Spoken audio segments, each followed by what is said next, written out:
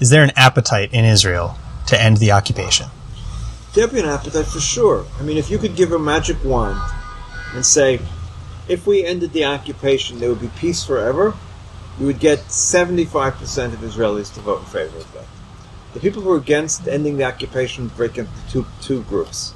Number one, those who are religious and believe God gave us the land of Israel, all of the land of Israel, and we may not go against what God has given us, and we cannot give back anything that God gave us. If you could, would you put a percentage on how many people you think believe that? That's probably 15% of the country, let's say. I don't know. It's not insignificant. Not insignificant. It's a significant percentage. Then you have the people who say, I don't ever trust the Palestinians. And so I don't ever trust the fact that we'll have real peace.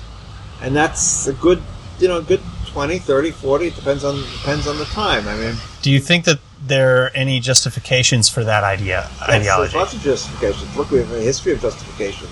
Look, the Palestinians could have had a state many times along the way. Yeah. They were never willing to agree to making a compromise. If they would have compromised, they would have compromised in 1936, a Peel plan. The Peel plan, we would have had a small, teeny little state, but we would have had a state, and the Jews could have escaped from Europe and gone to the Jewish state of Palestine, or whatever we would have called it at that point, and they would have saved a couple million Jews. But they were against it in 1936. They were against it in 47. They could have had a state post 67, quite clearly. They could have had a state clearly with Clinton and Barack. They said no to the Clinton. They said no to the Barack plan. They said no to the Clinton plan, which was even better. They didn't even come back with a return, and they didn't take seriously Olmert's plan. I don't know if he would have pulled it off, but there was a peace plan there. It was on the table, right? And they never said yes. So they could have had a state many, many times. So the question is: are we supposed to believe that next year, or in 5 years, or 10 years, we'll have a plan that they'll accept and they'll be willing to keep it as a permanent peace? I don't believe that in this generation. I think we're going to have to wait another generation for that to happen. Do you think that there's an appetite? So, because now we're talking really about the Palestinian leadership, right? Do you think that there's an appetite among the Palestinian population? No. I think they've been occupied for 2 generations now. And it's not pleasant to be occupied. Well, I mean, you went all the way back to the Peel plan. There was no occupation then. But I didn't say that was the cause of it. You asked me, right. Politically, if their leaders would have said yes in 36, it would have been fine. The people would have gone along. You think so? Yes, I think so. In 36, they would have gone along. Even in 47, I think they would have gone along.